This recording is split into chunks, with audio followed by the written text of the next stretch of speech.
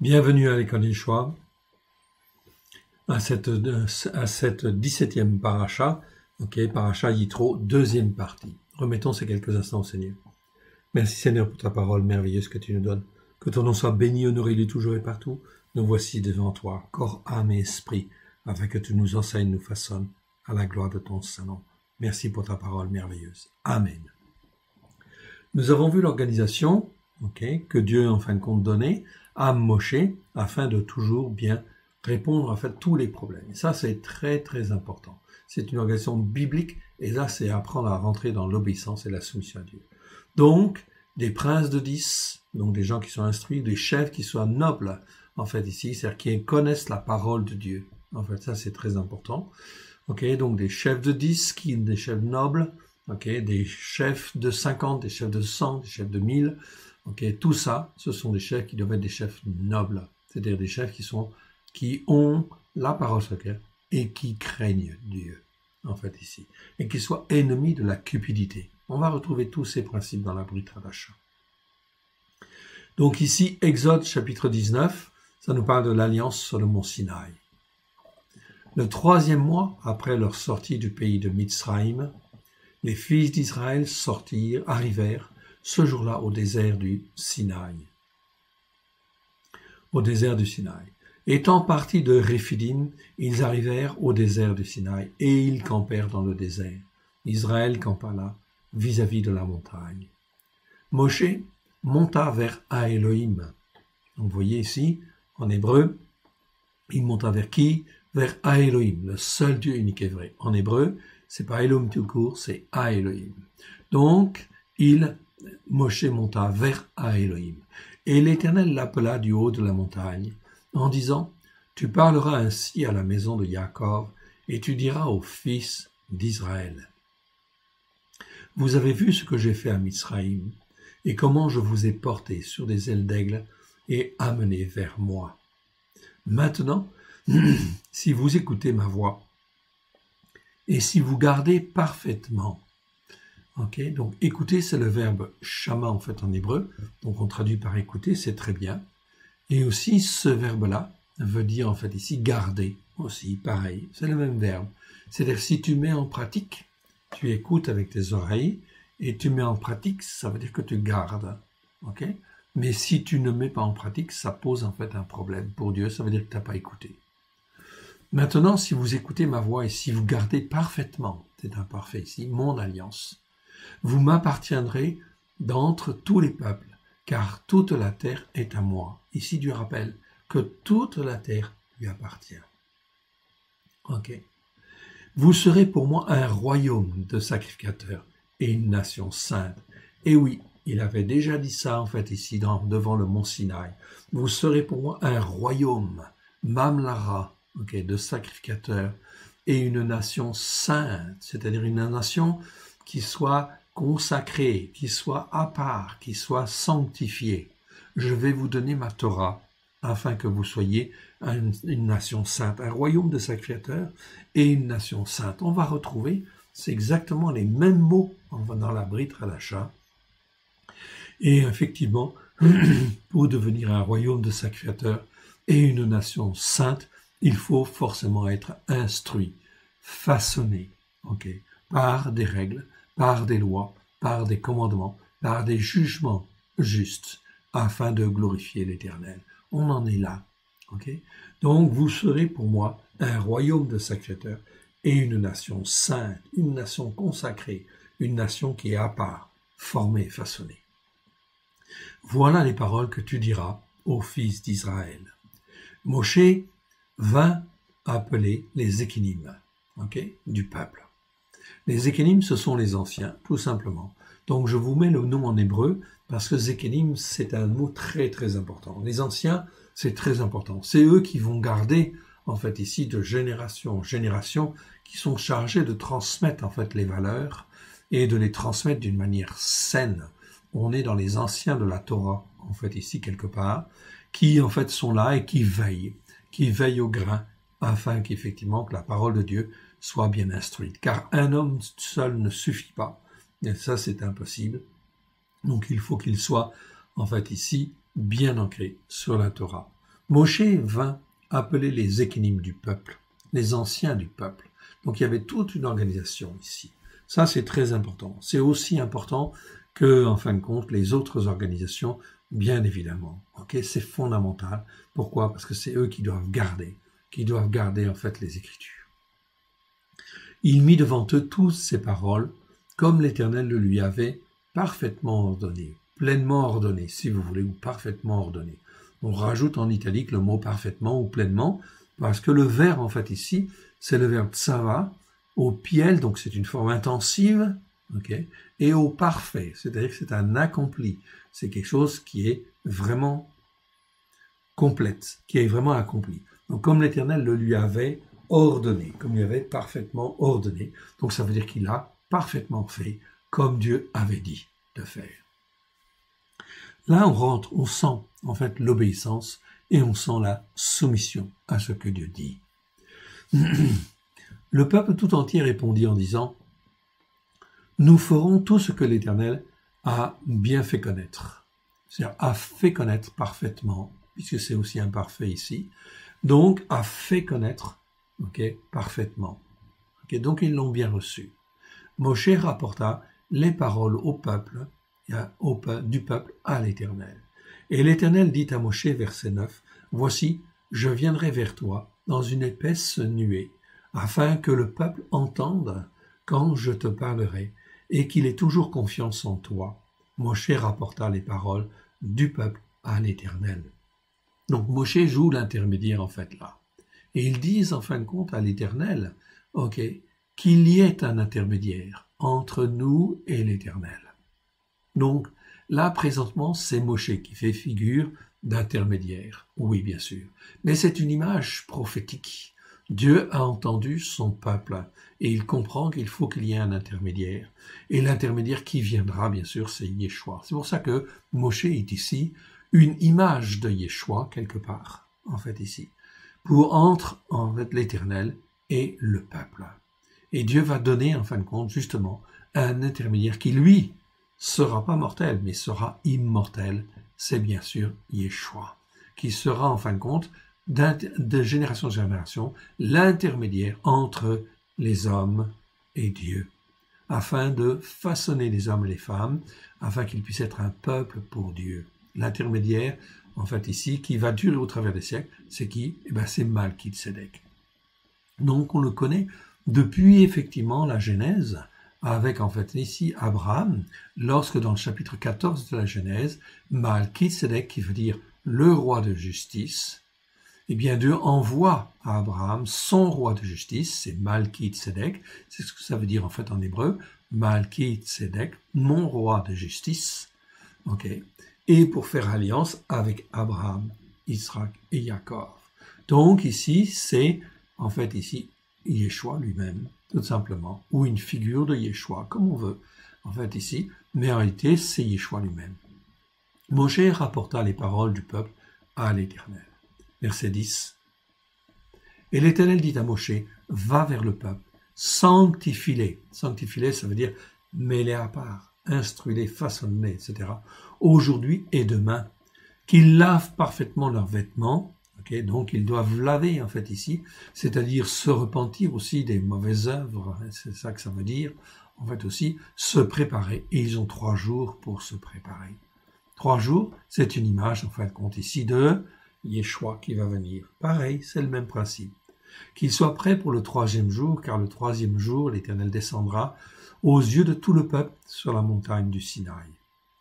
Tu fixeras au peuple les limites tout autour, et tu diras, gardez-vous de monter sur la montagne et d'en toucher le bord. Quiconque touchera la montagne sera puni de mort. Donc c'était impossible d'approcher Dieu. Le peuple ne pouvait absolument pas monter sur la montagne. Pourquoi? Parce que Dieu est saint. Et sa sainteté, c'est quelque chose d'extraordinaire, qui n'est pas accessible. Et là, on te montre, en fait, ici, très clairement, que ce n'était pas accessible. Maintenant, au travers de Christ Yeshua, on te montre très clairement que le voile est déchiré et que tu peux monter, en fait, ici, auprès du Père, devant le trône de la grâce. Le chemin est ouvert. Mais on ne fait pas ça n'importe comment. Ok, bien évidemment. Dans le temple, le voile, c'est ce qui sépare le lieu saint du lieu très saint. Mais pour rentrer en fait là, tu es obligé de passer par le lieu saint. Et dans le lieu saint, tu as quoi? Tu as des ustensiles d'or, un chandelier, une table des pains de proposition et en fin de compte, l'autel des parfums. 3 ustensiles d'or, très importants. Le chandelier symbolise la parole de Dieu, il est d'or. Les tables de pains de proposition symbolisent le peuple qui est face au chandelier, pour que le chandelier en fait éclaire en fait le peuple. Donc c'est la Torah qui éclaire le peuple. Si la Torah éclaire en fait le peuple, eh bien c'est donc très important parce que le peuple est façonné, instruit, etc. La table de proposition est aussi en or. Puis ensuite l'autel des parfums qui est en or pour monter les prières en fait vers le ciel, évidemment, pour s'adresser en fait à Dieu. Et aujourd'hui, le voile en fait est déchiré. Donc quand on passe par le lieu saint, on passe forcément par la Torah. Les ustensiles sont des ustensiles d'or, alors qu'à l'extérieur, sur le parvis, les ustensiles sont des ustensiles d'airain. Donc on est dans l'imperfection, bien évidemment. Ustensiles d'airain, ça nous marque l'imperfection. Où l'activité, même en fin de compte, de Satan peut avoir lieu, effectivement. Mais dans le lieu saint, lorsqu'on est avec la Torah, ok, dans le lieu saint, avec Dieu, il n'y a rien d'impur. Rien d'impur, c'est impossible. Et ensuite, on peut rentrer dans le lieu très saint, le lieu de la sainteté, ok. Eh bien, on continue. Ok, verset 13.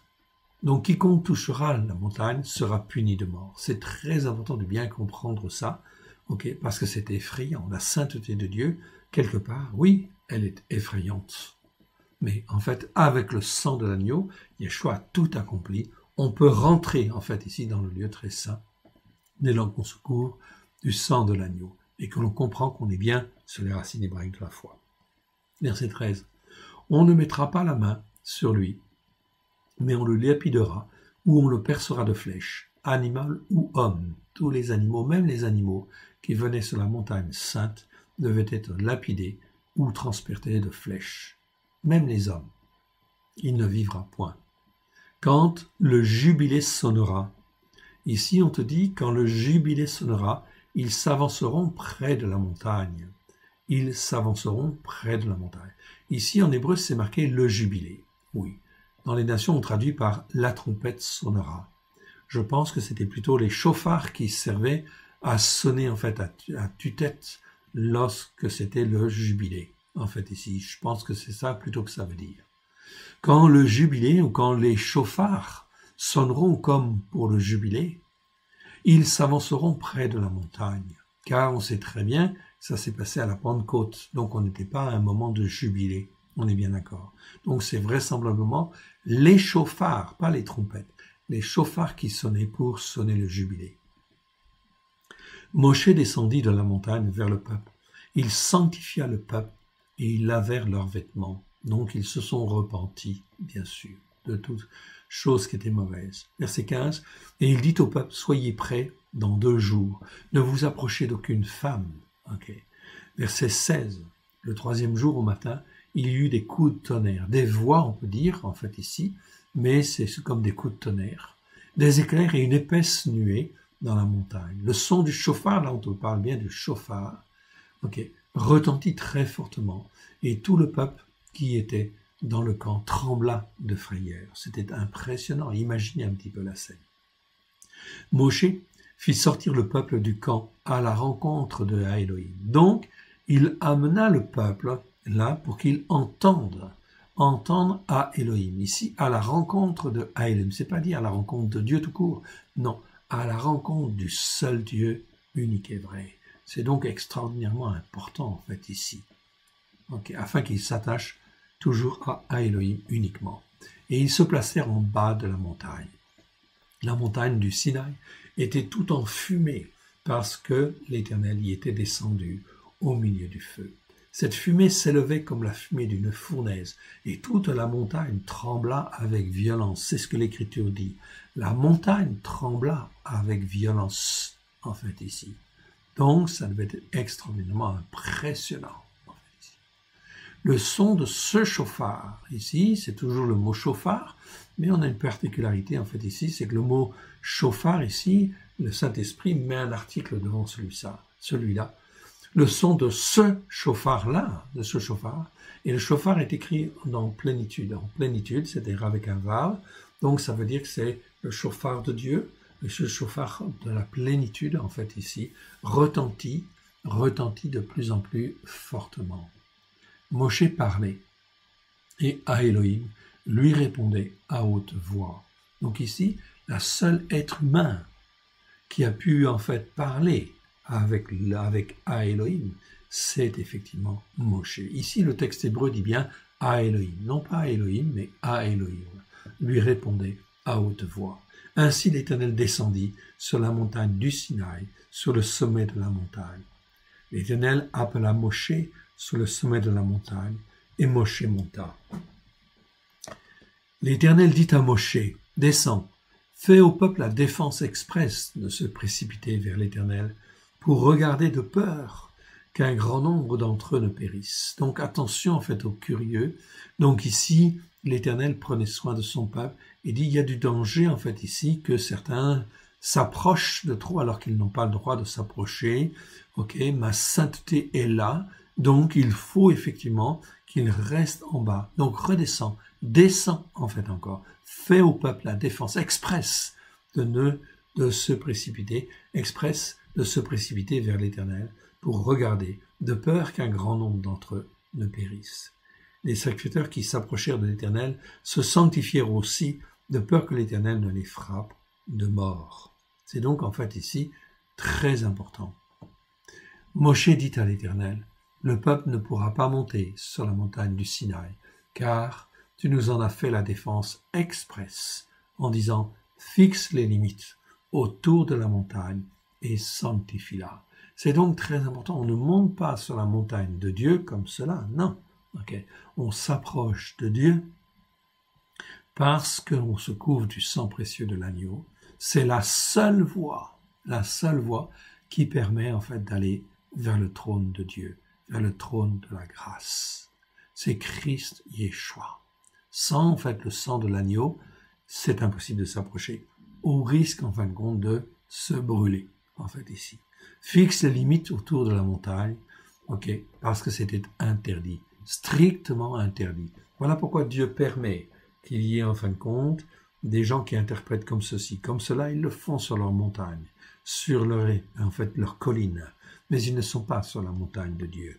Okay? Donc toute institution qui existe, quelque part, en fait, Dieu le permet, parce qu'on est dans l'impureté, en fait, ici, quelque part, et Dieu aime sincèrement, et ne veut pas que les croyants brûlent, en fait, ici, bien évidemment. Mais ce que Dieu veut, c'est qu'ils soient instruits, façonnés pour qu'ils viennent sur sa montagne à lui. Mais là, on y vient avec respect, on y vient avec honneur, on y vient avec la parole de Dieu, la Torah, pleine de grâce et de vérité.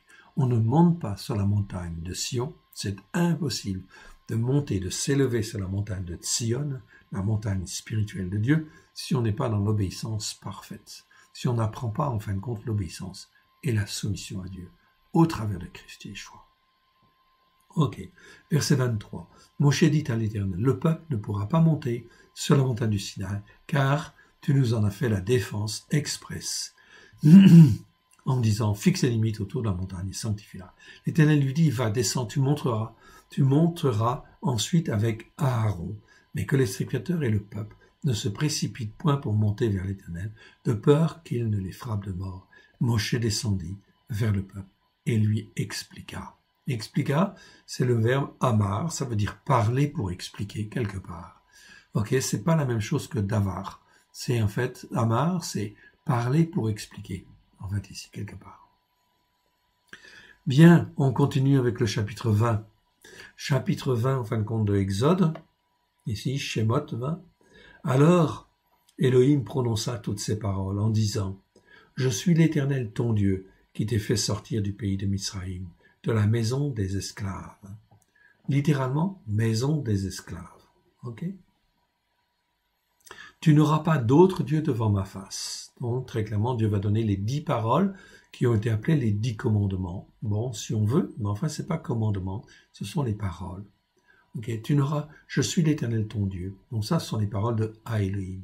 Je suis l'Éternel ton Elohim, qui t'ai fait sortir du pays de Mizraïm, de la maison des esclaves. Tu n'auras pas d'autre Dieu devant moi, devant ma face. Tu ne feras point d'image taillée, ni de représentation quelconque des choses qui sont dans les cieux, qui sont dans le bas sur la terre, qui sont dans les os plus bas que la terre. Tu ne te prosterneras point devant elles, et tu ne les serviras point, car moi, l'Éternel, ton Dieu, je suis un Dieu jaloux, qui punit l'iniquité des pères, sur les enfants, jusqu'à la 3e et la 4e génération de ceux qui me haïssent. Ça, c'est très important. Donc, on doit être consacré. Être consacré, ça veut dire s'attacher à Dieu, à Elohim, au seul Dieu unique et vrai. Et que si, en fin de compte, on ne le fait pas, eh bien, cela entraîne, en fait, ici, des iniquités, c'est-à-dire des conséquences qui vont être répercutées sur, en fait, les enfants jusqu'à la 3e, 4e génération. Voilà pourquoi les enfants subissent quelque part l'iniquité des pères. C'est normal. Et c'est très important, car si ce n'était pas comme ça, eh bien, il n'y aurait plus aucun homme vivant sur la terre. Parce que si Dieu avait, en fait, avait fait payer les péchés de chacun, en fait, avant, il n'avait pas laissé les générations venir, et il n'y aurait plus personne sur la terre. Alors voilà pourquoi Dieu permet que l'iniquité, c'est-à-dire les conséquences, en fait, des péchés et des transgressions, puissent être transmises sur la descendance, afin que la descendance puisse aussi avoir le choix, en fait, ici, de suivre à Elohim ou de ne pas suivre à Elohim.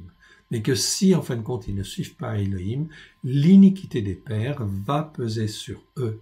C'est-à-dire, l'iniquité, c'est quelque chose au niveau spirituel qui va les inciter à faire la même chose ou à dévier dans un autre sens, parce que s'ils sont suffisamment autoritaires et volontaires pour ne pas faire le même péché que leur père, mais ça donne des droits, en fait, à Satan, bien évidemment, qui va agir ailleurs d'une autre manière, à cause de ces iniquités, d'où l'importance et la nécessité de nettoyer sa maison, et de nettoyer sur le plan spirituel sa propre maison, bien évidemment, de ses péchés, de ses transgressions, de ses iniquités, mais aussi des iniquités des pères, en fait, ici. Jusqu'à la 3e, 4e génération, ici, on le voit, c'est une nécessité. En réalité, il faut même aller plus loin, en fait, ici, mais déjà, 3e, 4e génération, c'est important, c'est tout à fait biblique, et ça, c'est fondamental. Et qui exerce la bonté, plutôt que miséricorde, c'est le mot récède, ou on pourrait dire bonté miséricordieuse, ça va, c'est bon.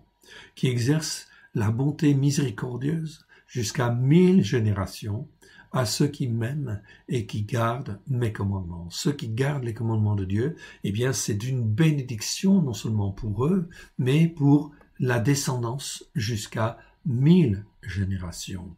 C'est donc très important, ça, c'est fondamental.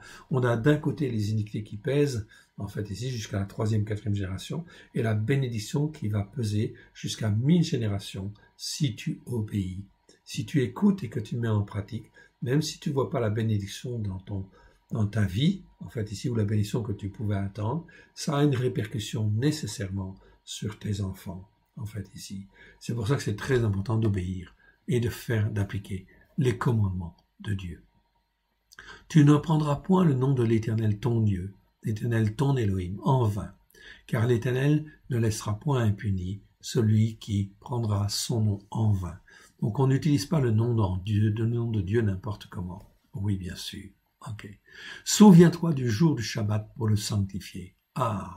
Tu travailleras 6 jours et tu feras tout ton travail. Mais le 7e jour est le jour de repos de l'Éternel, ton Elohim.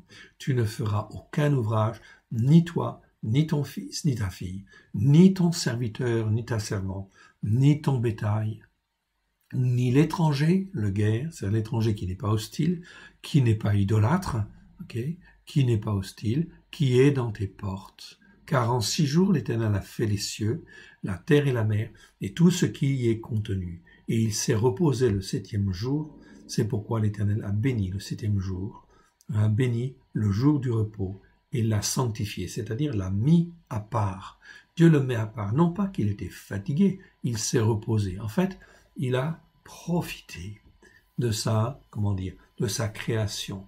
Il veut profiter de sa création, être avec sa création, en fait, ici, avec son peuple. C'est pour ça que Dieu a mis à part ce jour-là, ce jour particulier qui doit être un jour où on ne travaille pas.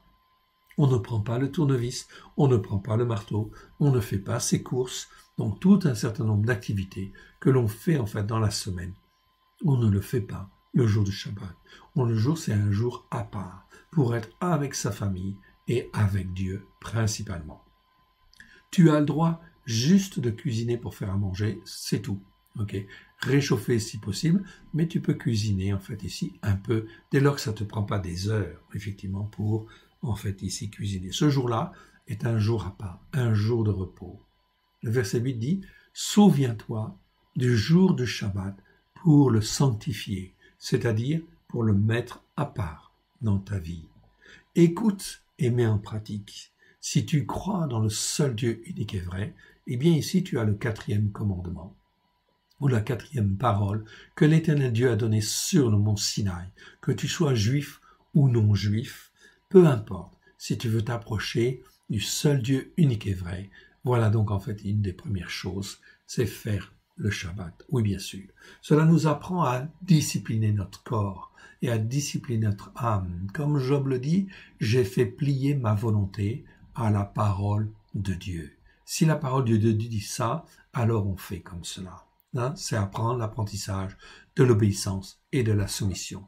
Souviens-toi du jour du Shabbat pour le sanctifier. Donc, très important. Donc, c'est pas la peine de dire, en fait, ici, quand on est sur les racines, en fait, de l'empereur romain Constantin, on est dans la théologie de remplacement, on dit, en fait, tout ça, on n'a pas besoin de faire. Si, parce que ça t'apprend à obéir et à te soumettre à Dieu, comme Dieu le veut. Et la grâce, en fait, ici, va s'exprimer. Oui, bien sûr. La grâce et la vérité vont s'exprimer si tu obéis, si tu mets en pratique, avec grâce et vérité, au travers de Christ Yeshua. Verset 12. Honore ton père et ta mère, afin que tes jours se prolongent dans le pays que l'Éternel ton Dieu te donne. Ça, c'est très important. Honorer son père et sa mère. Nous sommes venus au monde, Dieu nous a fait venir au monde par un père et par une mère. Voilà pourquoi c'est un prodige. Et nos noms, s'ils sont inscrits dans le livre de vie de l'agneau, eh bien, ils ont été inscrits avant que le monde ne soit. Et Dieu s'est souvenu de ses promesses. Et en fait, du nom qu'il avait inscrit dans le livre de vie pour t'amener à la vie. Alors, tu dois remercier Dieu pour tout ce qu'il a fait au travers de tes pères et de tes mères pour t'amener à la vie. Et tu dois aujourd'hui, toi qui es mature, toi qui es en fait qui a grandi, eh bien tu dois honorer ton père et ta mère, afin que tes jours se prolongent dans la vie, dans le pays que l'Éternel, ton Elohim, te donne. Ça, c'est extrêmement important. Il y a une bénédiction, en fait, ici. Une bénédiction certaine derrière. Cela va prolonger, en fait, tes jours, en fait, dans le pays. Si tu ne le fais pas, c'est ton problème. Mais en réalité, ça va être en fait une iniquité quelque part qui va peser en fait sur toi et tes jours vont être raccourcis en fait ici tout simplement. Honore ton père et ta mère afin que tes jours se prolongent dans le pays. Et dans la Brit Hadasha, c'est même rajouté, Paulos rajoute, et que tu puisses être heureux. Eh oui, et que tu puisses être heureux. Si tu ne le fais pas, eh bien, ça veut dire qu'effectivement, tu ne seras pas pleinement heureux. C'est impossible. Verset 13. Tu ne commettras point de meurtre. C'est pas tu ne tueras point. C'est tu ne commettras point de meurtre. Ça se comprend bien évidemment. Sinon, ça entraîne en fait des jugements derrière. On doit passer en justice, évidemment. Tu ne commettras point de meurtre. Tu ne commettras point d'adultère. Il y a des conséquences à cela. L'adultère, en fin de compte, eh bien, ça peut être l'adultère physique. D'abord, c'est l'adultère physique. Mais ça peut être l'adultère moral, ça peut être l'adultère spirituel, dont on parlera dans la Brit Hadasha, bien évidemment. Même si un homme regarde une femme avec un peu de convoitise, Yeshua dit, tu as déjà péché dans ton cœur. Voilà pourquoi il faut faire attention, en fait, ici, et être prudent, à ne pas pécher par, entre guillemets, inadvertance. Donc, dès que ces choses se présentent et l'ennemi est là, il s'appelle le malin. Voilà pourquoi il faut apprendre à être autoritaire et discipliné, être capable d'être formé, façonné, d'être sanctifié à la gloire de Dieu, en fait ici. Tu ne commettras point de meurtre, tu ne commettras point d'adultère, tu ne déroberas point, donc pas de vol, en fait ici. Évidemment, ça va de soi. Ou de forcer les choses pour avoir quelque chose. C'est pareil, ça fait partie de dérober. Tu ne déroberas point. Tu ne porteras point de faux témoignages contre ton prochain. Donc bien sûr, donc on comprend pas de témoignage, de faux témoignages sur effectivement son prochain. Et verset 17, tu ne convoiteras point la maison de ton prochain. Tu ne convoiteras point la femme de ton prochain. Donc ici, on est dans la convoitise, tout simplement. Tu ne convoiteras point ni la femme de ton prochain, ni son serviteur, ni sa servante, ni son taureau, ni son âne, ni aucune chose qui appartienne à ton prochain. On est là dans la convoitise. En grec, epithumia. Oh, ça c'est extraordinairement intéressant. En fait, ici, dans la Brit Hadasha, eh bien, ça nous entraîne. Cette convoitise, elle nous entraîne à pécher. À pécher physiquement, à pécher moralement, ou à pécher, en fin de compte, aussi spirituellement. Voilà donc très important de faire attention. C'est un apprentissage. Oui, c'est un apprentissage. Nous avons fait un séminaire sur les pensées. En fait, ici, il existe sur notre site www.lecoledeyeshua.com. Il faut s'y inscrire et demander un code d'accès. Oui, bien sûr, mais c'est gratuit. Mais en réalité, c'est très important. On travaillera beaucoup quand on fera les enseignements sur la Brit Hadasha, sur les pensées, bien évidemment. C'est très important. Il faut modeler ces pensées, en fait, ici. Je ne peux pas être, en fait, ici, donner mon cœur et ma vie à Yeshua et faire, en fait, comme si de rien n'était et vivre comme je vivais, en fait, avant. Non. Donner son cœur et sa vie à Yeshua, ça veut dire vouloir rentrer dans la voie qui mène à Dieu au travers de Christ. Ça veut dire, en fait, ici, clairement, que je dois apprendre à crucifier la chair et, en fait, ici, à modeler mon âme, de la façonner par la puissance du Saint-Esprit, le renouvellement du Saint-Esprit, le bain, en fait, de la parole. Paulos va le dire très clairement. Le bain de la femme, d'être renouvelé par le bain, en fait, ici, de la parole. Donc, il faut être baigné. C'est pas simplement une douche. C'est, en fait, un bain. Donc, on doit tremper pleinement dans la parole, par le bain de la parole et le renouvellement du Saint-Esprit. Il y a donc un travail, en fait, ici, qui doit se faire, bien évidemment, dans chaque croyant, en fait, ici. C'est donc très important, fondamental.